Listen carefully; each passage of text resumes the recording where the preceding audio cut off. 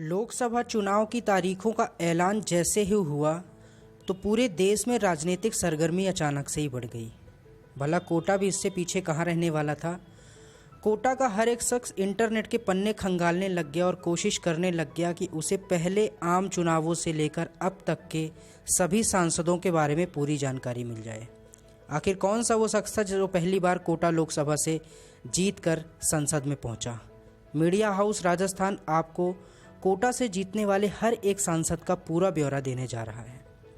राजचंद्र सेन 1952 से 1957। आज़ादी के बाद देश में हुए पहले आम चुनावों में कोटा लोकसभा सीट से राजचंद्र सेन विजयी हुए। ये अखिल भारतीय राम राज्य परिषद पार्टी से विजयी हुए थे। उस समय राजस्थान की 18 लोकसभा सीटों में चुनाव हुए थे और राम राज्य परिषद ने 3 लोकसभा सीटों में जीत दर्ज की थी, जिसमें एक कोटा भी था। इस चुनाव में सेन को 44,175 वोट मिले थे। कोटा लोकसभा से पहले सांसद के रूप में इस क्षेत्र का प्रतिनिधित्व इन्होंने ही किया था। ओंकार लाल बैरवा।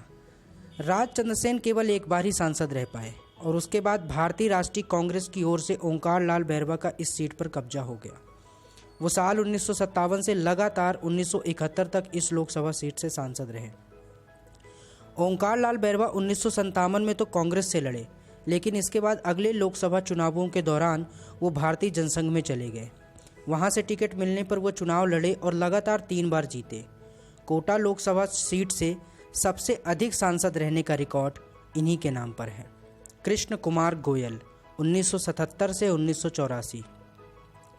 ओंकार लाल बैरवा के बाद कृष्ण कुमार गोयल साल 1977 में जनता पार्टी की तरफ से चुनाव लड़े और जीत गए। वो मोरारजी देसाई की सरकार में minister of commerce civil supply के मंत्री भी रहे। इमरजेंसी के दौरान 19 महीनों तक वो जेल में भी रहे। इसके बाद 1980 में वो फिर चुनाव जीते और संसद की अलग अलग समितियों के सदस्य भी रहे। इसके बाद 1989 में वो बूंदी विधानसभा सीट से चुनाव लड़े और भैरव सिंह शेखावत की सरकार में उद्योग मंत्री रहे। इसके बाद साल 1993 से 1995 तक वो राजस्थान फाइनेंस डिपार्टमेंट के चेयरमैन रहे। शांति धारीवाल 1984 टू 1989।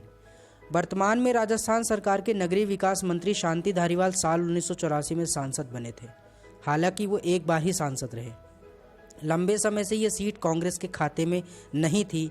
आखिरकार शांति धारीवाल ने इस सीट को कांग्रेस की झोली में डाला। वैद्य दाऊ दयाल जोशी, एक नाम जिससे कोटा नहीं बल्कि राजस्थान भी अनजान नहीं है।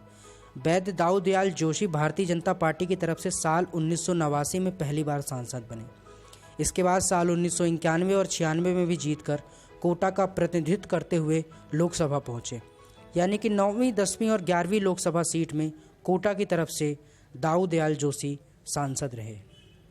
राम नारायण मीणा 1998 से 1999, 1 साल। राम नारायण मीणा के नाम से आज का युवा समाज भी परिचित है। साल 1998 में वो इस सीट से सांसद बने थे और कांग्रेस की इस सीट में वापसी करवाई थी। हालांकि 1 साल के बाद फिर चुनाव हुए और वो हार गए। रघुवीर सिंह कौशल 1999 से 2009। साल 2099 में ये सीट फिर से बीजेपी के कब्जे में आ गई। रघुवीर सिंह कौशल ने यहाँ से जीत दर्ज की। वो लगातार 2 बार यहाँ से सांसद रहे। सरपंच से अपने राजनीतिक कैरियर की शुरुआत करने वाले रघुवीर सिंह कौशल एक महान राजनेता कहे जाते थे। कोटा या राजस्थान नहीं बल्कि पूरे भारत में उनकी छाप थी। बीते लोकसभा चुनावों में जब प्रधानमंत्री पद के उम्मीदवार मोदी बीजेपी का प्रचार करने आए थे, तब उन्होंने रघुवीर सिंह कौशल को नमन किया था। इज्जराज सिंह 2009 से 2014। कोटा राजघराने के युवराज इज्जराज सिंह ने इस सीट पर कांग्रेस की वापसी साल 2009 में कराई। उन्होंने उस समय के तत्कालीन बीजेपी प्रत्याशी श्याम शर्मा को भारी अंतर से हराया था।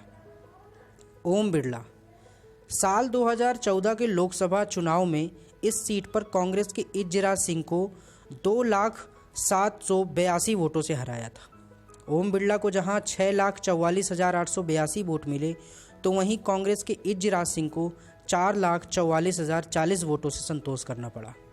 साल 2014 में इस चुनाव में दूसरे नंबर पर कांग्रेस और तीसरे नंबर पर आम आदमी पार्टी रही।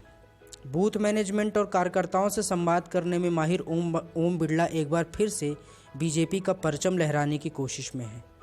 बिरला राष्ट्रीय स्वयंसेवक संघ के सदस्य भी रहे हैं। सांसद बनने से पहले बिरला कोटा दक्षिण से 3 बार विधायक भी चुने जा चुके हैं। दिसंबर 2018 की रिपोर्ट के मुताबिक पिछले 5 सालों के दौरान लोकसभा में बिरला की उपस्थिति 87% रही। इस दौरान उन्होंने 164 डिबेट में हिस्सा लिया और 654 प्रश्न पूछे। बात चाहे किसानों की हक की आवाज़ उठाने की हो या फिर कोचिंग संस्थानों को जीएसटी मुक्त कराने की, बिरला ने हर एक वर्ग की आवाज़ को संसद तक पहुंचाया। इसके अलावा बीते विधानसभा चुनावों में बीजेपी ने हाड़ौती में जिस तरह से अपना परचम लहराया है, उसका श्रेय भी कहीं न कहीं ओम बिरला को ही जाता है। इस जीत से बिरला का कद केंद्र और राज्य की राजनीति में बढ़ा है। 2019 लोकसभा चुनावों के लिए ओम बिरला एक बार फिर से तैयारी में है।